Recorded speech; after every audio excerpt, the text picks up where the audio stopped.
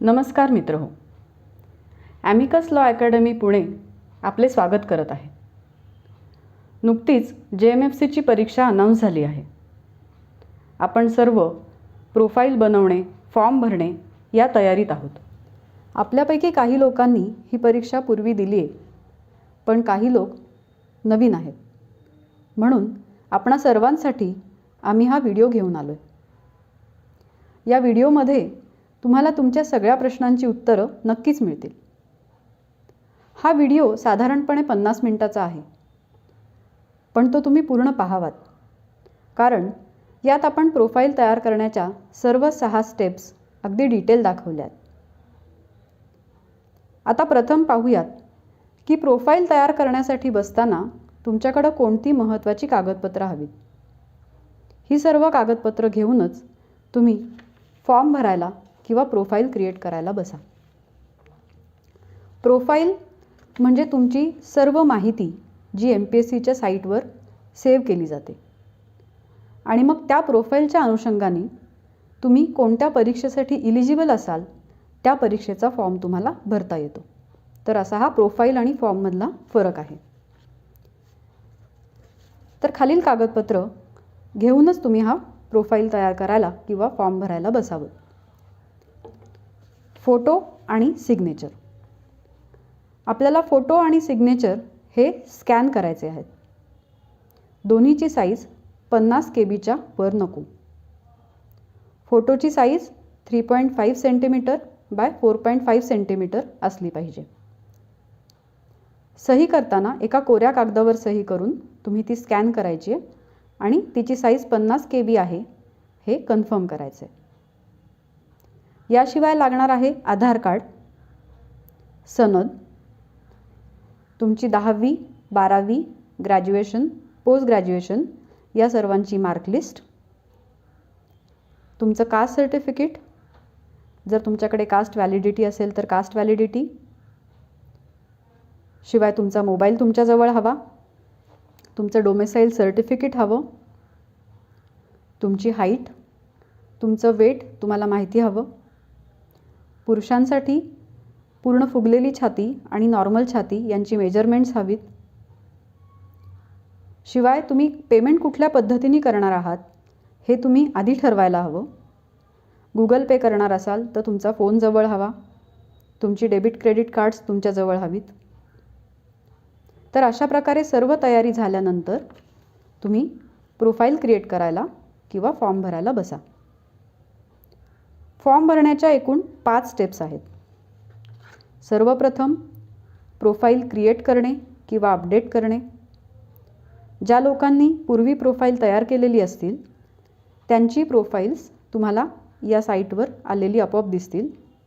ज्यांनी प्रोफाईल केलेली नाही आहेत त्यांनी हे पूर्णपणे नवीन पद्धतीने क्रिएट करायचे. त्यानंतर प्रोफाईल सबमिट करणे आणि लॉक करणे. तिसरी स्टेप आहे इलिजिबिलिटी चेक करणे. चौथी स्टेप ॲप्लिकेशन किंवा फॉर्म सबमिट करणे आणि 5वी स्टेप आहे फीज पे करणे. चला तर मग या 5ही स्टेप आपण डिटेलमध्ये पाहूयात. तर सर्वप्रथम आपण जाऊयात MPSCच्या साईटवर. यासाठी आपल्याला mpsc.gov.in असं टाईप करायचं आहे आणि त्यानंतर आपण MPSCच्या साईटवर जाणार आहोत. यात आता आपण जाणार आहोत ऑनलाईन फॅसिलिटीजमध्ये, ज्यात आपल्याला दिसणार आहे ऑनलाईन ॲप्लिकेशन सिस्टीम.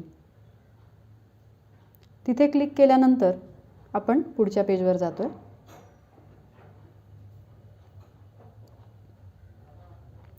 इथे आपण न्यू यूजर रजिस्ट्रेशन करणार आहोत, जे की आपल्याला सर्वप्रथम लॉग इन करताना लागणार आहे.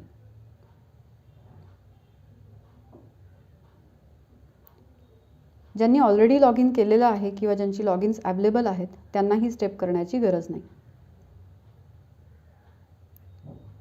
इथे लॉग इन आणि पासवर्ड क्रिएट करण्यासाठी सर्वप्रथम आपण देणार आहोत आपला ईमेल ID,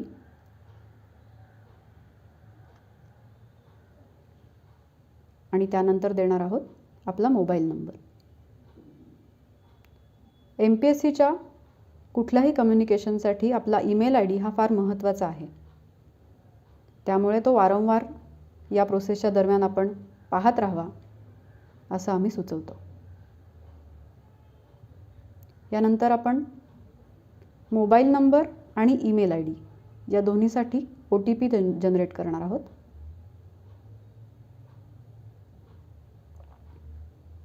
आपल्या मोबाईल नंबरवर एक OTP येईल, तसेच आपल्या ईमेलवर देखील एक OTP येईल.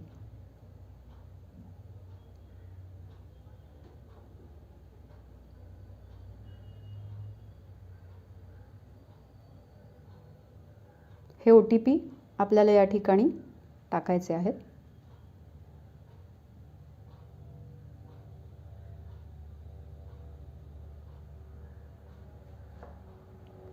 फॉर्म भरताना आपलं इंटरनेट चांगल्या पद्धतीचं आहे याची खात्री करून घ्या, जेणेकरून OTP क्रिएट करण्यासाठी फारसा वेळ जाणार नाही.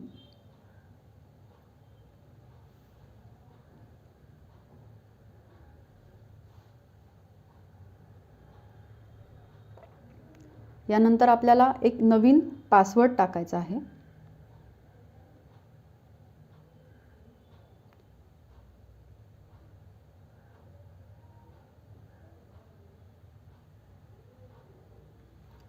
हा पासवर्ड आपण शक्यतो लिहून ठेवावा, ज्यामुळे आपण तो पासवर्ड विसरणार नाही. तर हा एकच पासवर्ड जो आहे तो आपल्याला 2 वेळेला एंटर करायचा आहे. यासाठी पहिलं अक्षर कॅपिटल, त्यामध्ये एखादं स्पेशल कॅरेक्टर जसं की @ किंवा हॅश आणि काही न्यूमेरिकल कॅरेक्टर्स ही असावीत, ज्यामुळे तो पासवर्ड स्ट्रॉंग असा म्हणवला जातो. यानंतर आपल्याला आपली बर्थ डेट टाकायची आहे.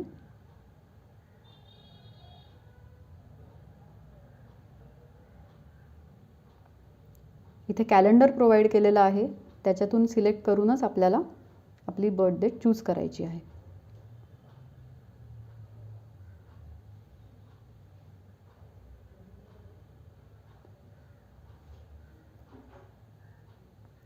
यानंतर काही प्रश्न आपल्यासमोर येतील.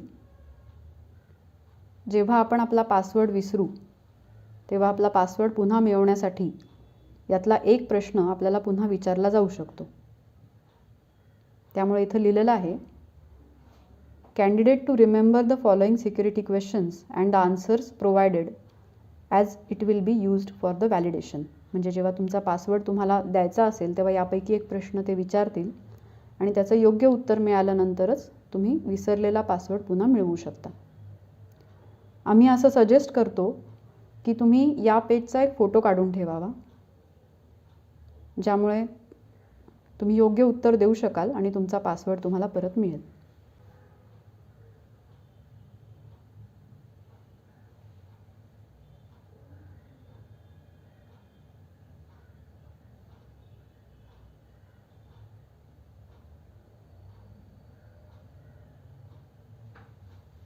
ही सर्व उत्तरं देऊन झाल्यानंतर एक कॅप्चा तुम्हाला भरायचा आहे. त्या इमेजप्रमाणे जे काही आकडे आहेत ते टाकायचे आणि इथे रजिस्टर असं म्हणायचं. यानंतर तुम्हाला पासवर्ड सेव्ह करायचा का असं विचारलं जाईल, पण शक्यतो तुम्ही हा पासवर्ड सेव्ह करू नका. जर तुम्ही एखाद्या इंटरनेट कॅफेमध्ये हा फॉर्म भरत असाल तर तुमचा पासवर्ड तिथे सेव्ह होऊ नये, कारण तुमची माहिती ही फक्त तुमच्यापर्यंत राहिली पाहिजे. आता आपण लॉग इन करणार आहोत. सो जो नंबर आपण आपल्या लॉग इनसाठी दिलेला होता मगाशी, तोच फोन नंबर इथे टाकायचा आहे, ईमेल ID किंवा फोन नंबर.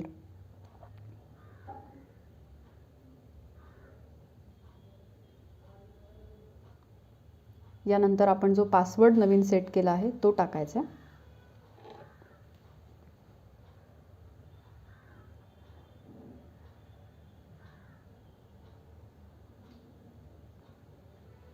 आणि इथे पुन्हा आपल्याला कॅप्चा टाकायचा आहे.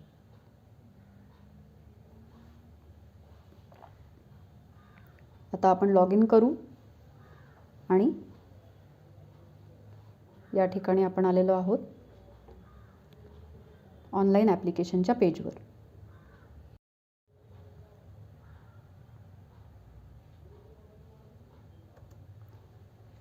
या पेजवर आपण जे 5 स्टेप्स मगाशी पाहिले ते दिलेले आहेत. याशिवाय प्रोफाईल क्रिएट करताना जे 6 वेगवेगळे इन्फॉर्मेशन आपल्याला 6 विभागांमध्ये द्यायचे आहेत त्या देखील इथे दाखवलेल्या आहेत.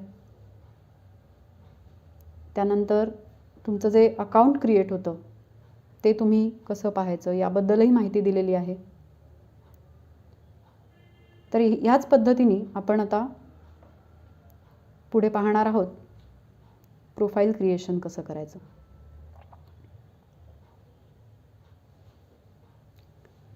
प्रोफाईल क्रिएट करताना सर्वप्रथम स्टेप 1 जी आहे ती पर्सनल इन्फॉर्मेशनची आहे.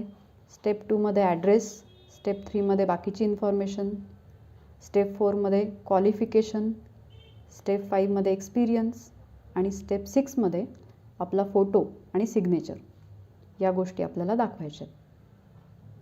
तर सर्वप्रथम आपल्याला आधार कार्डचा नंबर द्यायचा आहे. यानंतर आपलं नाव जे आधार कार्डवर लिहिलेलं आहे त्याच पद्धतीने इथे टाईप करायचं आहे.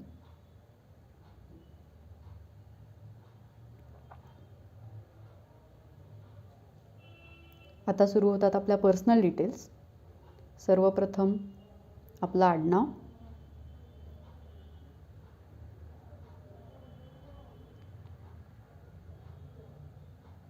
त्यानंतर आपलं पहिलं नाव आणि त्यानंतर आपलं मधलं नाव,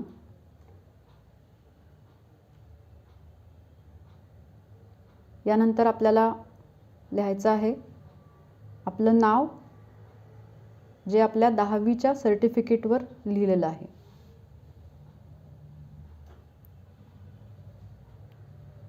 आता लेडीज कॅन्डिडेटसाठी हे नाव हे त्यांच्या लग्नाच्या आधीचं नाव असेल. जर त्यांचं लग्न झालेलं असेल तरीही त्यांना या ठिकाणी त्यांच्या लग्नाच्या आधीचं नाव लिहावं लागेल. 1.4 या पुढच्या कॉलममध्ये आपल्याला मराठीमध्ये नाव लिहायचं आहे. तुम्ही इंग्लिशमध्ये टाईप करत गेलात की खाली मराठी अक्षरं दिसू लागतात, ती तुम्हाला सिलेक्ट करायची आहेत. खूप लक्षपूर्वक करा, यात चुका होऊ शकतात.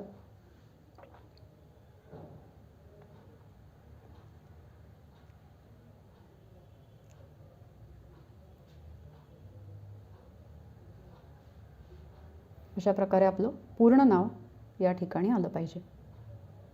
त्यानंतर आपल्या आईचं नाव कॉलम नंबर 1.5, जेंडर,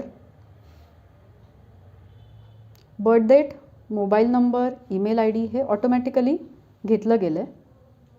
आता भरायचे marital status, married or unmarried.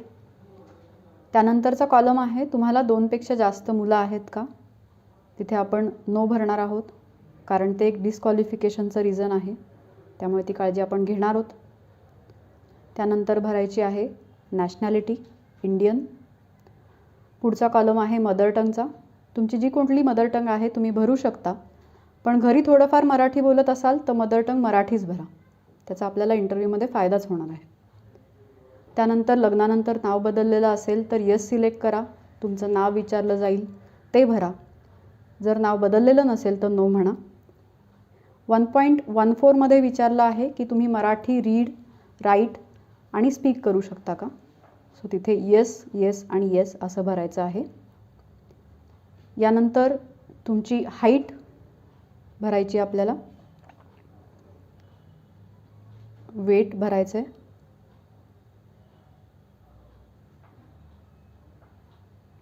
पुरुषांसाठी छातीची मेजरमेंट्स, फुगलेली छाती आणि नॉर्मल छाती अशी दोन्ही मेजरमेंट्स आपल्याला भरायची आहेत.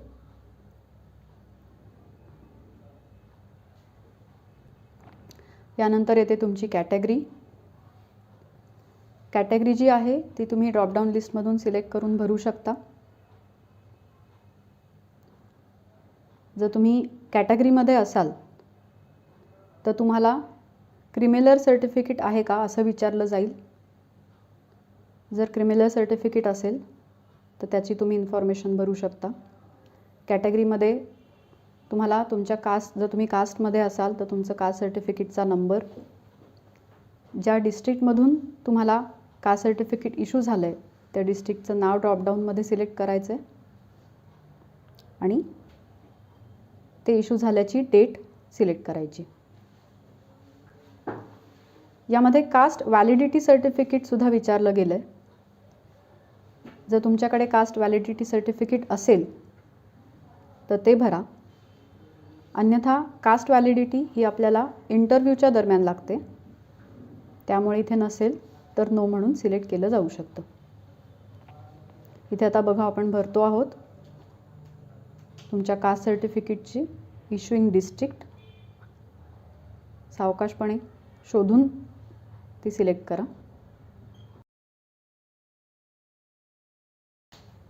या ठिकाणी ज्या ऑप्शन्समध्ये तुम्हाला काही शंका येतील तुम्ही आम्हाला कॉन्टॅक्ट करू शकता, आम्ही त्या शंकासुद्धा सॉल्व करू.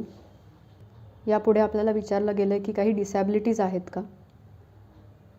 सो आपण आता इथे नो म्हणून सिलेक्ट करतो आहे. येस म्हणून सिलेक्ट केलं तर तुम्हाला डिसॅबिलिटीजचे डिटेल्स भरता येतील.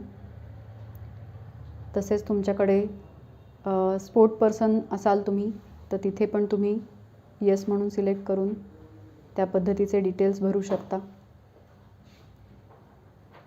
त्यानंतर जर तुम्ही गव्हर्मेंट एम्प्लॉई असाल तर तुम्ही तिथे येस म्हणा, अन्यथा तुम्हाला नो म्हणता येईल.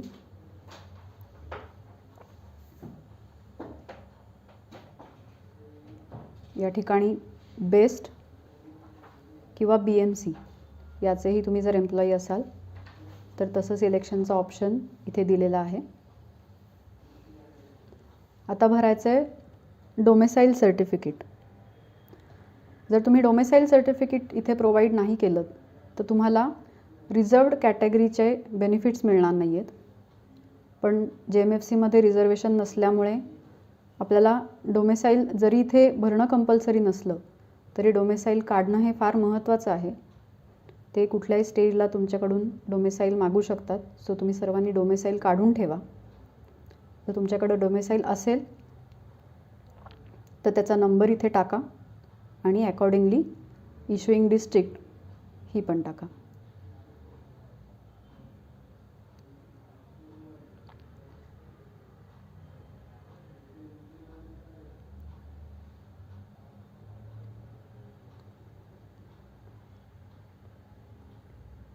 अशा प्रकारे सिलेक्शन करून योग्य ती डिस्ट्रिक्ट तुम्ही टाकू शकता.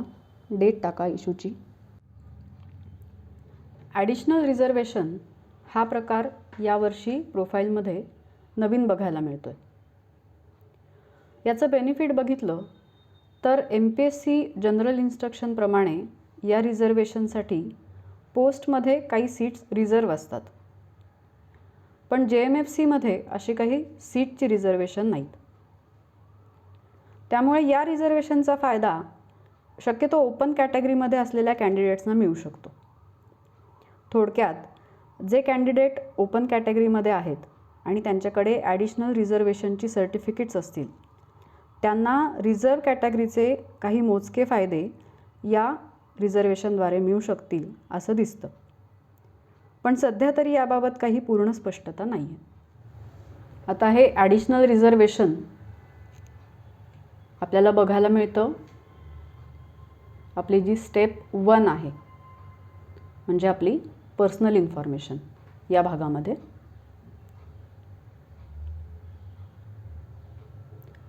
याच्यामध्ये ॲडिशनल रिझर्वेशन जर तुम्ही नो असं सिलेक्ट केलं तर तुम्हाला कोणताही ऑप्शन दिसणार नाही. पण जर तुम्ही येस असं सिलेक्ट केलं तर 3 प्रकारचे रिझर्वेशन्स दिसतात. एक म्हणजे प्रोजेक्ट ॲफेक्टेड पर्सन म्हणजे धरणग्रस्त वगैरे जो प्रकार आहे तो. दुसरा अर्थक्वेक अफेक्टेड आणि तिसरा आहे ग्रॅज्युएट पार्ट टाईम एम्प्लॉय.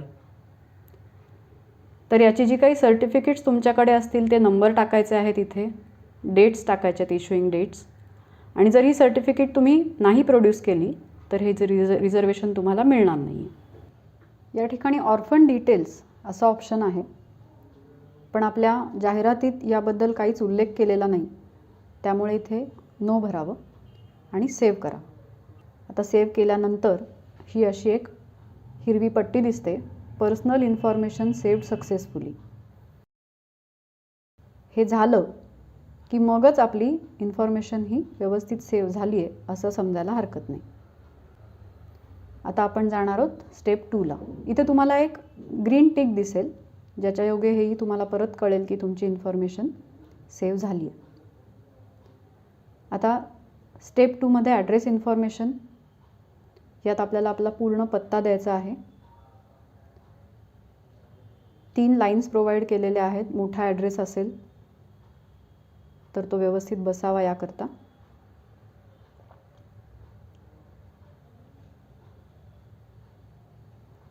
इथे तुम्ही एक जवळचा लँडमार्क देऊ शकता.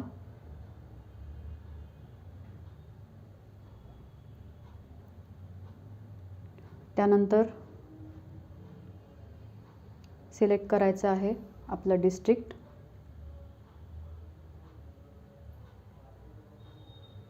आपली स्टेट, आपला तालुका,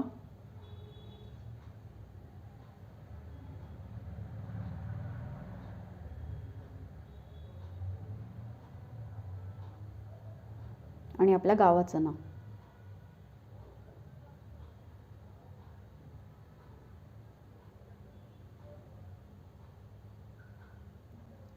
इथे आपल्याला पिनकोड टाकायचा आहे. जर पिनकोड माहीत नसेल तर इंटरनेटवरून आपण पिनकोड सर्च करू शकतो. यानंतर 2 प्रकारचे ॲड्रेसेस आहेत, परमनंट ॲड्रेस आणि कॉरेस्पॉन्डन्स ॲड्रेस.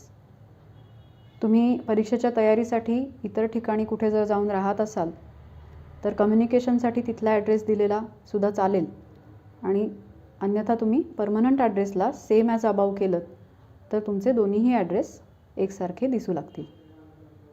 हे झाल्यानंतर तुम्हाला सेव्ह करायचं आहे आणि पुन्हा हे पाहायचं आहे की स्टेप 2 इथे ग्रीन टिक आलेला आहे की नाही. तर आता पहा, आपल्या इथे सक्सेसफुली सेव्ड अशी पुन्हा असा मेसेज आलेला आहे. यानंतर आपण जायचं आहे स्टेप 3ला, अदर इन्फॉर्मेशन. यात पहिलं विचारलं आहे की तुमच्या विरुद्ध कुठेही प्रॉसिक्युशन पेंडिंग आहे का. त्या संदर्भात येस किंवा नो हा ऑप्शन सिलेक्ट करून तुम्ही माहिती द्यायची आहे. कुठलेही डिसिप्लिनरी ॲक्शन तुमच्या विरुद्ध घेतली गेली आहे का, किंवा तुम्हाला ब्लॅकलिस्ट केलं गेलं आहे का,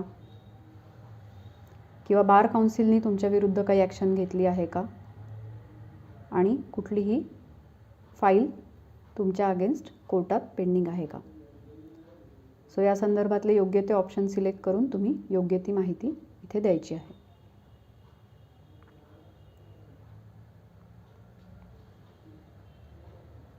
इथे सुद्धा आपल्याला परत एकदा सक्सेसफुली सेव्डचा मेसेज येईल.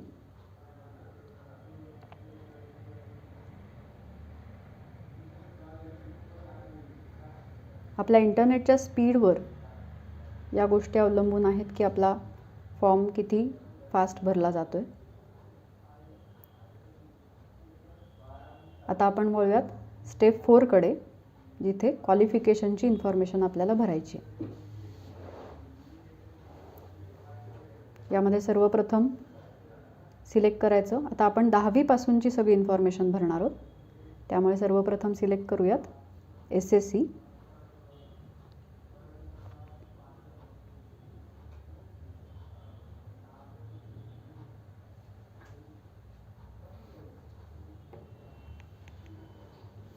त्यानंतर आपल्याला ते सेम ड्रॉपडाऊनमध्ये दिसेल, पुन्हा एकदा सिलेक्ट करायचं. इथे कुठलाही सब्जेक्ट किंवा स्ट्रीम दिसणार नाही SSCसाठी.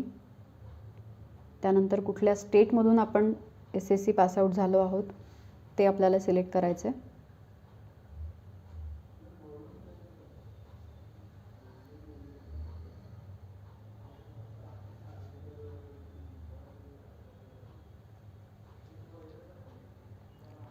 यानंतर आपलं बोर्ड किंवा युनिव्हर्सिटीचं नाव. जर तुम्ही स्टेट बोर्डचे असाल तर स्टेट बोर्ड सिलेक्ट करा. CBSEचा सुद्धा ऑप्शन दिलेला आहे. क्वालिफिकेशन स्टेटसमध्ये पास्ट हे भरायचं आहे आणि डेट ऑफ क्वालिफिकेशन कंप्लीशन याच्यामध्ये आपल्या मार्कलिस्टवर जी काही डेट आहे ती आपल्याला भरायची.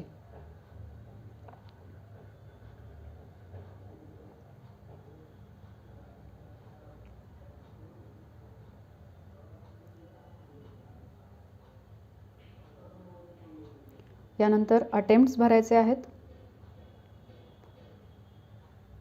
जो की 1 असणं गरजेचं आहे. यानंतर आपल्याला 4.9 मध्ये पर्सेंटेज भरायचं आहे. अतिशय काळजीपूर्वक डेसिमल्समध्ये व्यवस्थित बघून आपल्याला पर्सेंटेज भरायचं आहे. असे प्रश्न आपल्याला इंटरव्ह्यूमध्ये विचारले जाऊ शकतात की तुमचे पर्सेंटेज किती आहेत. तर तुम्हाला 2 डेसिमलपर्यंत तुमचे पर्सेंटेज हे सांगता आले पाहिजेत.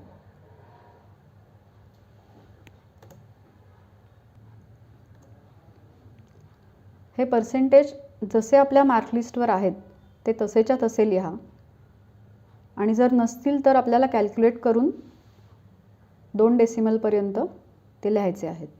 म्हणजे 72.46% असं आपल्याला लिहायचं आहे. त्यानंतर मोड जो आहे तो ट्रॅडिशनल और रेग्युलर असा इथे सिलेक्ट केला आहे. जर तुम्ही डिस्टन्स किंवा कॉरस्पॉन्डन्स लर्निंग केलं असेल तर तसा ऑप्शन सिलेक्ट करा. इथे तुमचे कंपल्सरी सब्जेक्ट विचारले जातात. सो SSCचे सब्जेक्ट्स आपले इंग्लिश, मराठी, मॅथ्स, सायन्स हे आपण टाकू शकतो आणि ऑप्शनल सब्जेक्ट्समध्ये संस्कृत, हिंदी असे सब्जेक्ट्स आपण टाकू शकतो.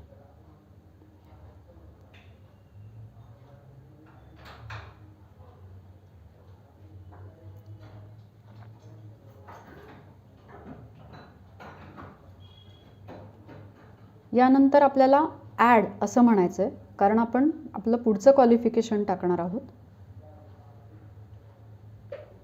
आता हे पहा, आपलं पहिलं क्वालिफिकेशन SSC वर टेबलमध्ये दिसायला लागलं आहे. आता आपण सिलेक्ट करणार आहोत HSC. आता आपण भरणार आहोत 12वीचे डिटेल्स. यात तुम्ही सिलेक्ट करू शकता तुमची साईड कुठली होती, सायन्स, कॉमर्स किंवा आर्ट्स. बाकीचे डिटेल्स अगदी सेम आहेत.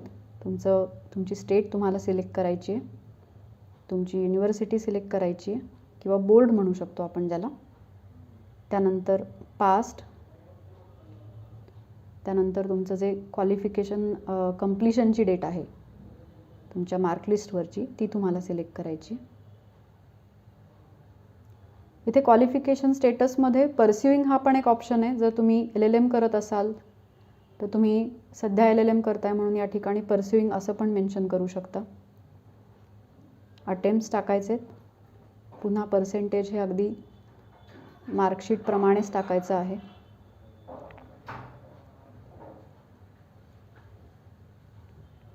त्यानंतर नंबर ऑफ अकॅडमिक मंथ्समध्ये 1 वर्ष म्हणजे 12 महिने असं कॅल्क्युलेट करून टाकायचं आहे.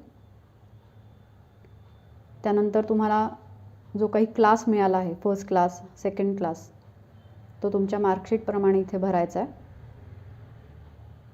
पुन्हा एकदा कंपल्सरी सब्जेक्ट जे होते ते मेन्शन करायचे.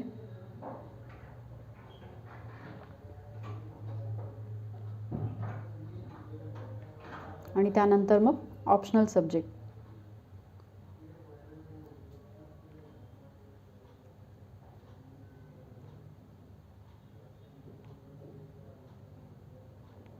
इथे आपण पाहिलं, सर्वप्रथम आपण SSCचं क्वालिफिकेशन भरलं, त्यानंतर आपण आता HSCचं भरलं. यापुढे आपण आणखी एक ॲड हा टॅब क्लिक करून पुढचं म्हणजे आपलं ग्रॅज्युएशनचं क्वालिफिकेशन भरणार आहोत. अशा प्रकारे परत एकदा तुम्ही ॲड म्हणून तुम्हाला आता क्वालिफिकेशन टाईप सिलेक्ट करताना आपल्याला ग्रॅज्युएट सिलेक्ट करायचं आहे. ह्याच्यामध्ये आपल्याला वेगवेगळे ऑप्शन्स दिसतात. त्यामध्ये आपल्याला बघायचं आहे की आपण BSL LLB केलेलं आहे की LLB केलेलं आहे किंवा तुम्ही दुसरे कुठलंही बॅचलर MCOM, BCOM किंवा त्यासारखी क्वालिफिकेशन्स घेतलेली असतील तर ड्रॉपडाऊन लिस्टमधून योग्य ते क्वालिफिकेशन सिलेक्ट करायचं. या ठिकाणी आपण BSL LLB हा ऑप्शन सिलेक्ट करतो आहे, म्हणजे 5 वर्षाचा आपला जो कोर्स आहे.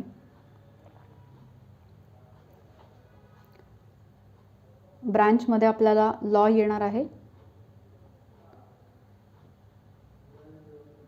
महाराष्ट्र स्टेट किंवा जी कोणती स्टेट तुम्ही जिथून तुमचा कोर्स पूर्ण केला आहे ती स्टेट तुम्ही सिलेक्ट करू शकता.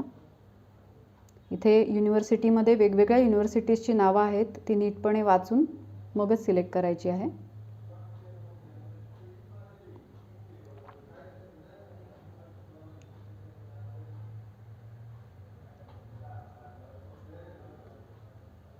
पुन्हा एकदा पास्ट किंवा ॲपियर्ड आपण सिलेक्ट करायचे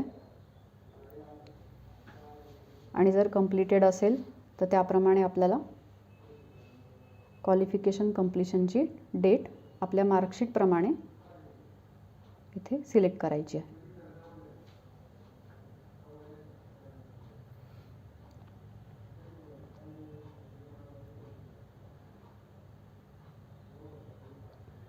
यानंतर अटेम्प्ट्स पुन्हा एकदा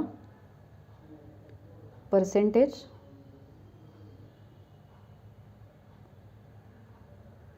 आता अकॅडमिक मंथ्स जे आहेत ते 12x5 अशा प्रकारे 12×5 = 60 तुम्ही इथे टाकणार आहात 5 वर्षाच्या कोर्समुळे. त्यानंतर तुम्हाला कुठला क्लास मिळाला आहे फायनल एक्झामिनेशनमध्ये लास्ट इयरला तो इथे तुम्हाला भरायचा आहे. इथे पुन्हा तुमचा कोर्स हा LLBचा आपला रेग्युलर ट्रॅडिशनल कोर्स आहे. आता कंपल्सरी सब्जेक्ट जे इथं भरायला सांगितलेले आहेत ते सब्जेक्ट तुम्हाला तर हे कंपल्सरी सब्जेक्ट्स असेच टाका ज्याच्यावर इंटरव्ह्यूमध्ये प्रश्न विचारले गेले तर तुम्ही कॉन्फिडेंटली उत्तरं देऊ शकाल. फारसे वेगळे जसं की मेडिकल ज्युरिस्प्रुडन्स वगैरे असे सब्जेक्ट्स इथं टाकणं टाळावं. ह्याच्यानंतर ऑप्शनल सब्जेक्ट्स विचारले जातात तर तेही तुम्ही टाकू शकता. शेवटच्या 3 वर्षात आपल्याला ऑप्शनल सब्जेक्ट्स असतात त्यांची नावं इथे टाका. आणि या सब्जेक्टची आपली चांगली तयारी असावी इंटरव्ह्यूच्या दृष्टीने हे थोडंसं आपल्याला लक्षात ठेवायचं आहे. त्यानंतर आपलं रजिस्ट्रिंग युनिव्हर्सिटी जी आहे ती bar council of India / Maharashtra and Goa असं आपल्याला सिलेक्ट करायचं आहे. काउन्सिल रजिस्ट्रेशन डेट म्हणजे आपल्या सनदवर जी एनरोलमेंटची डेट आहे ती डेट आपल्याला इथे सिलेक्ट करायची आहे.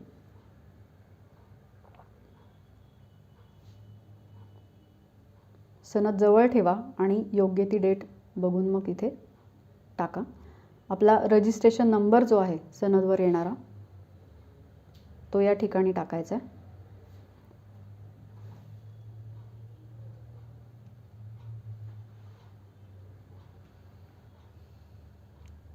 यानंतर डेट ऑफ रिन्युअल असा एक ऑप्शन इथे दिलेला आहे. ऑप्शन कंपल्सरी नाही त्यामुळे भरला नाही तरी चालेल, पण कोणाची सनद सस्पेंड असेल काही कारणासाठी आणि ती त्यांना रिन्यू करावी लागली तर हा ऑप्शन ॲप्लिकेबल होईल. यानंतर आपण भरलेलं आहे पोस्ट ग्रॅज्युएशन. पोस्ट ग्रॅज्युएशनसाठी आपण पुढचा अजून एक कॉलम ॲड केला आहे आणि आता आपण या ठिकाणी LLM सिलेक्ट करणार आहोत.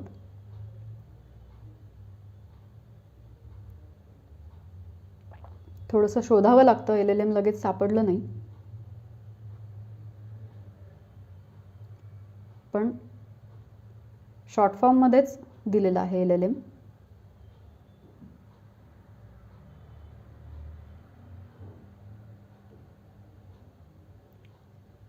LLM टाकल्यानंतर पुन्हा आपलं कुठल्या स्ट्रीममधले LLM आहे तेही ऑप्शन्स इथे दिलेले आहेत, त्यातले आपण सिलेक्ट करू शकतो. त्याच्यामध्ये criminology, business law, correctional administration यापैकी तुम्ही सिलेक्ट करू शकता. अन्यथा लॉ असं नुसतं सुद्धा सिलेक्ट करू शकता.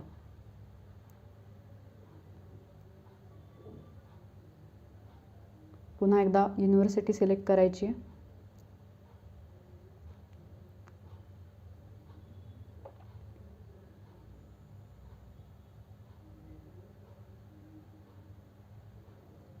त्यानंतर आपण आता पास आहोत की अपियर्ड आहोत हे सिलेक्ट करायचं आहे. पास असू तर आपल्या मार्कशीटवर जी काही डेट आहे पासिंगची ती सिलेक्ट करायची.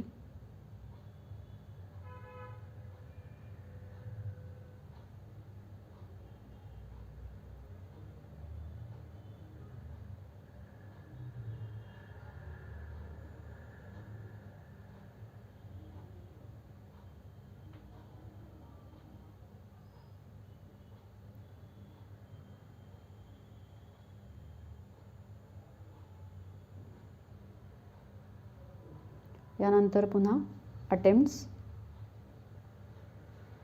आपल्याला सगळ्यांनाच माहिती आहे की आपल्याला फर्स्ट अटेम्प्टमध्येच क्लिअर व्हायचं आहे प्रत्येक सब्जेक्ट. त्यानंतर आपलं percentage, number of academic months, 2 वर्षाचं LLM असेल तर 24 महिने, 1 वर्षाचं असेल तर 12 महिने, आपली ग्रेड. पुन्हा एकदा मोड सिलेक्ट करायचं आहे. आणि कंपल्सरी सब्जेक्टसाठी पुन्हा आम्ही तेच सांगू, ज्या सब्जेक्ट्सवर आपला कॉन्फिडन्स असेल ते सब्जेक्ट्स सुरुवातीला टाका.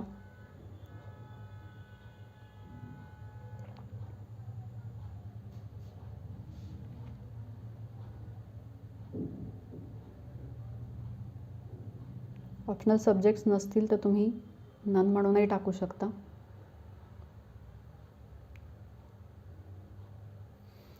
पुन्हा एकदा आपल्याला bar council of India, Maharashtra and Goa हे सिलेक्ट करायचं आहे. आणि पुन्हा आपल्याला इथे आपली एनरोलमेंट डेटही एंटर करायची आहे.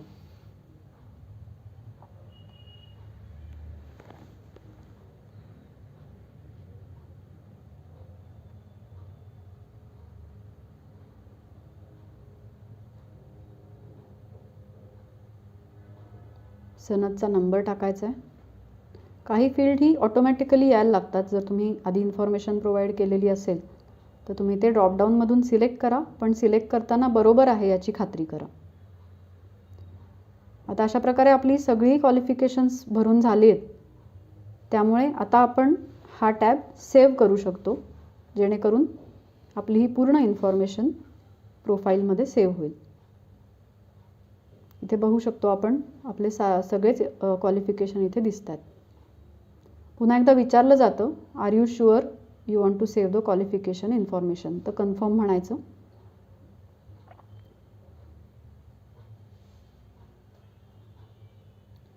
पुन्हा एकदा सक्सेसफुली सेव्हचा मेसेज येतो.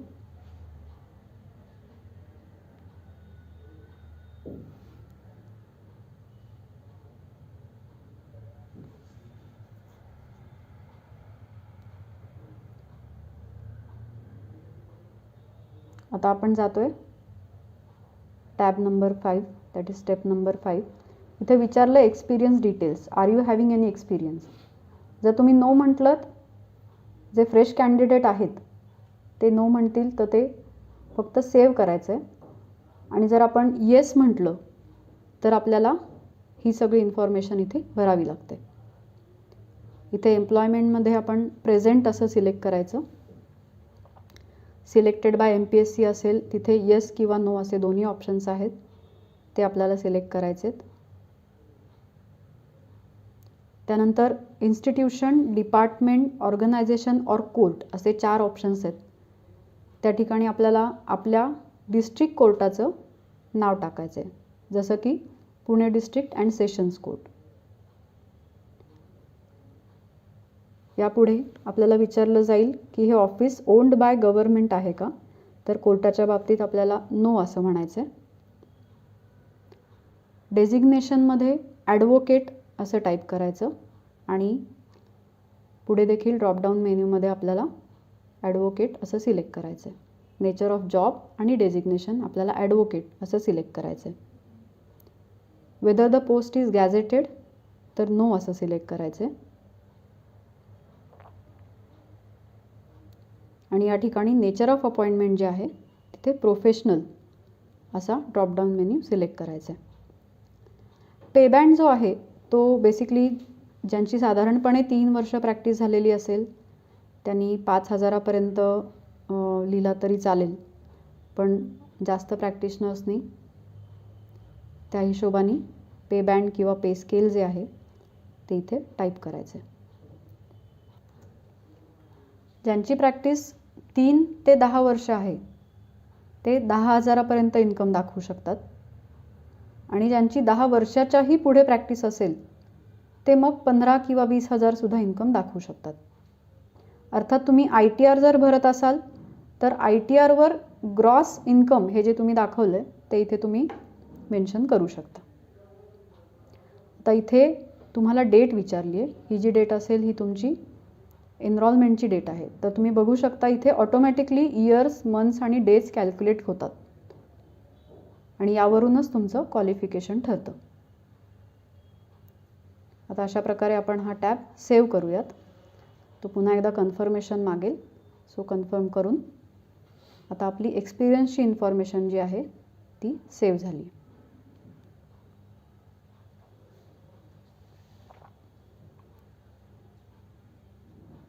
शांतपणे फॉर्म भरला पाहिजे. जोवर सक्सेसफुली सेव्ड असा मेसेज येत नाही तोवर आपण कुठलंही दुसरं पेज बदलणं किंवा इतर ठिकाणी जाणं कॉम्प्युटरवर टाळलं पाहिजे. आता आपल्याला शेवटची स्टेप करायची आहे पूर्ण, जिथे आपल्याला फोटो अपलोड करायचा आहे आणि आपली सिग्नेचर जे आपण आधीच स्कॅन करून ठेवलेलं आहे या दोन्ही गोष्टी आपण इथे अपलोड करणार आहोत. 50 KB पेक्षा कमी साईज असलेले फोटो आणि सिग्नेचर. इथे चूज फाईल जिथं लिहिलं आहे तिथे क्लिक करून आपण आपल्या कॉम्प्युटरवर जिथे कुठे आपण आपले फोटो आणि सिग्नेचर सेव्ह केलेत ते सिलेक्ट करूयात आणि इथे अपलोड केला गेला. त्याच पद्धतीने इथे सिग्नेचर आपल्याला अपलोड करायची आणि पुन्हा एकदा आपल्याला सेव्ह म्हणायचं आहे. आता इथे खाली आपल्याला एक डिक्लेरेशन विचारलेलं आहे. इथे पहा, आपल्याला पुन्हा फोटो आणि सिग्नेचर अपलोडेड सक्सेसफुली असा मेसेज आला आहे.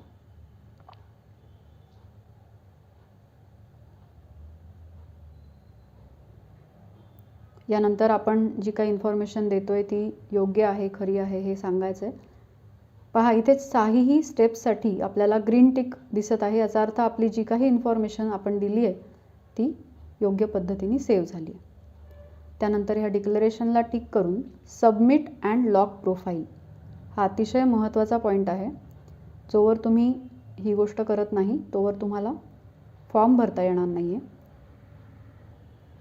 अशा प्रकारे कन्फर्मेशन द्यायचं आहे आणि मग आपलं प्रोफाईल हे सबमिटही होणार आहे आणि लॉक होणार आहे. असं होऊ शकतं की प्रोफाईल लॉक केल्यानंतर काही चेंजेस करावेसे आपल्याला वाटतील. त्यासाठी आपल्याला प्रोफाईल परत एकदा अनलॉक करायला लागेल.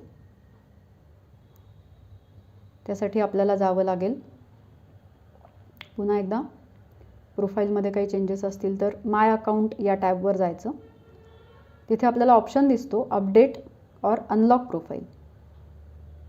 हा ऑप्शन सिलेक्ट केल्यानंतर आपलं प्रोफाईल अनलॉक होतं आणि आपल्याला हवे ते चेंजेस करून तुम्ही हे प्रोफाईल पुन्हा लॉक करू शकता.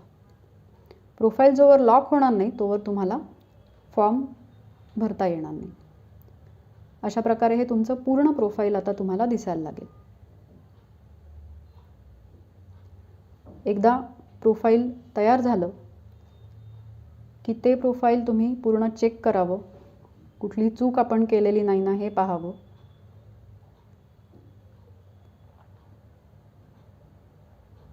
तसंच प्रोफाईल आपल्याला प्रिंट करता येतं.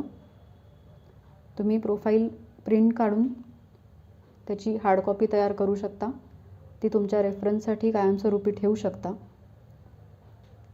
अशा प्रकारे सर्वप्रथम PDF सेव्ह करून तुम्ही तुमच्या कॉम्प्युटरच्या कुठल्याही भागामध्ये तुमचं प्रोफाईल सेव्ह करू शकता.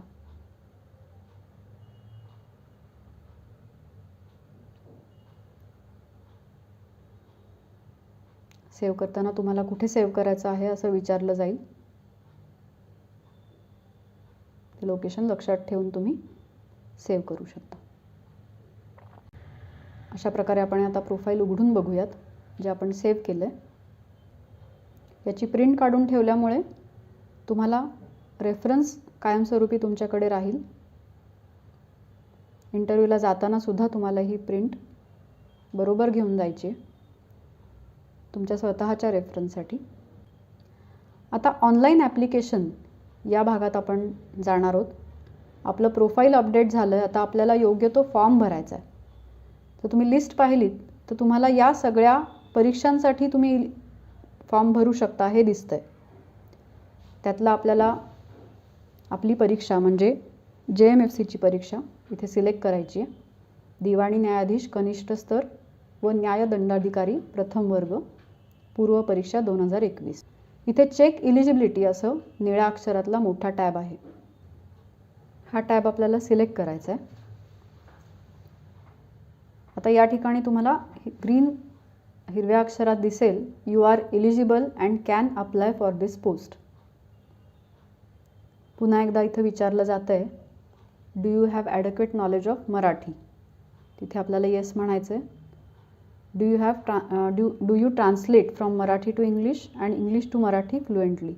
इथे येस म्हणायचं आहे. पुन्हा एकदा आपलं प्रोफाईल आपल्याला दिसतं आहे. तुम्ही पुन्हा एक नजर मारू शकता त्याच्यावर. खालपर्यंत स्क्रोल करा. आता या ठिकाणी आपली जी परीक्षा आहे तिथे आपल्याला पुन्हा टिक करायचं आहे. सिव्हिल जज junior division and judicial magistrate first class आणि इथे सबमिट म्हणायचं.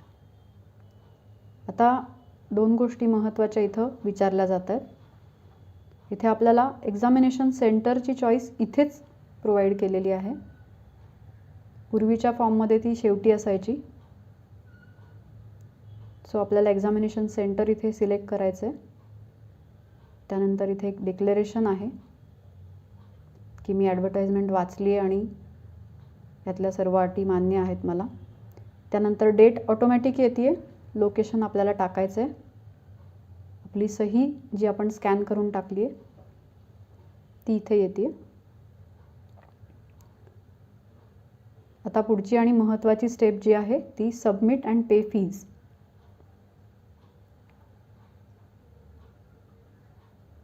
ती क्लिक करायची. इथे आपल्याला पेमेंटच्या 2 पद्धती विचारल्यात. चलान पेमेंट म्हणजे तुम्ही बँकेत जाऊन पेमेंट करून त्याचं जे चलान आहे ते इथे भरू शकता किंवा तुम्ही ऑनलाईन पेमेंटसुद्धा करू शकता. हल्ली बरेच जण ऑनलाईन पेमेंटची पद्धत जास्त कन्व्हिनियंट समजतात. इथेही आपण ऑनलाईन पेमेंटचं ऑप्शन सिलेक्ट करणार आहोत. तर इथे ऑनलाईन पेमेंट म्हणून आपण इथे SBI किंवा क्विक वॉलेट असे 2 ऑप्शन्स आहेत. ज्यांची SBIमध्ये अकाउंट असतील ते SBI सिलेक्ट करू शकतात किंवा क्विक वॉलेटमध्ये जाऊन आपण इतर बँकांसाठी कार्ड पेमेंट, नेट बँकिंग किंवा UPI म्हणजे आपले जे गुगल पे, फोनपे हे ऑप्शन्स आहेत ते आपण सिलेक्ट करू शकतो. तर इथे आपण सिलेक्ट करतो आहे UPI. आता UPI मेथडमध्ये आपल्याला UPI ID टाकायला लागेल इथे आणि पे नावचा ऑप्शन सिलेक्ट करायला लागेल. आता जर तुमच्या मोबाईलमध्ये गुगल पे असेल किंवा फोनपे असेल तर त्या पद्धतीने तुम्हाला मोबाईलमधून पेमेंट करायचं आहे. इथे आपल्याला दिसतं आहे की तुमच्या गुगल पे किंवा फोनपेला नोटिफिकेशन गेलेलं आहे. आता आपण पाहू शकतो पेमेंट सक्सेसफुल असा मेसेज आपल्याला मिळाला आहे. यानंतर आपण कंटिन्यू हा टॅब प्रेस करायचा आहे. अशा प्रकारे फॉर्म भरणे आणि फीचं पेमेंट करणे या दोन्ही महत्त्वाच्या स्टेप आपल्या पूर्ण झाल्यात.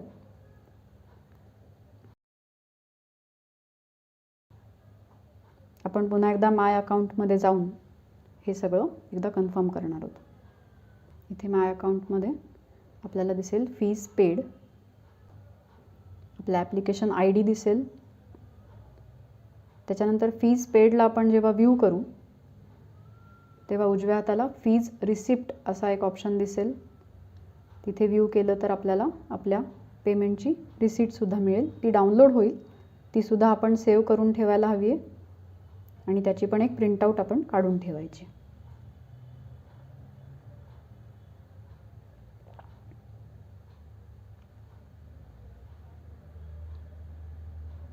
अशा प्रकारे हे पूर्ण प्रोफाईल, त्याची रिसीट, या सगळ्या गोष्टी सेव्ह करून ते व्यवस्थित प्रिंट काढून आपण आपल्या परीक्षेसाठी एक वेगळी फाईल तयार करू शकतो. त्याच्यामध्ये या काही महत्त्वाच्या गोष्टी जसं की आपलं लॉग इन, पासवर्ड, जे आपले महत्त्वाचे प्रश्न होते मगाशी लॉग इन क्रिएट करताना ते प्रश्न, तसेच हे प्रोफाईल, फॉर्म भरल्याची रिसीट, या सगळ्या गोष्टी आपण व्यवस्थित सेव्ह करून ठेवू शकतो. आपल्या कॉरेस्पॉन्डन्ससाठी आपला ॲप्लिकेशन ID फार महत्त्वाचा आहे. तुम्ही कुठलाही ईमेल जर MPSCला लिहिलात तर त्याच्यामध्ये हा मेन्शन करणं फार महत्त्वाचं आहे. आता सध्या कुठलाही कॉरेस्पॉन्डन्स तुम्ही न केल्यामुळे इथं काही दिसत नाही आहे, पण जर तुमच्यामध्ये काही कम्युनिकेशन झालं तर कॉरेस्पॉन्डन्सच्या टॅबमध्ये तुम्हाला या सगळ्या गोष्टी दिसू लागतात. हे सर्व झाल्यानंतर महत्त्वाचं आहे की तुम्ही लॉग आऊट करावं, कारण जर तुम्ही लॉग आऊट न करता तुम्ही हे वेब पेज क्लोज केलं तर तुम्हाला भविष्यात प्रॉब्लेम्स येऊ शकतात. तुम्ही दुसऱ्या कुठल्याही ठिकाणाहून लॉग इन करताना एरर मेसेज येऊ शकतात. अशा प्रकारे आपण प्रोफाईल क्रिएशन आणि फॉर्म भरणे या गोष्टी सक्सेसफुली कंप्लीट केलेल्या आहेत.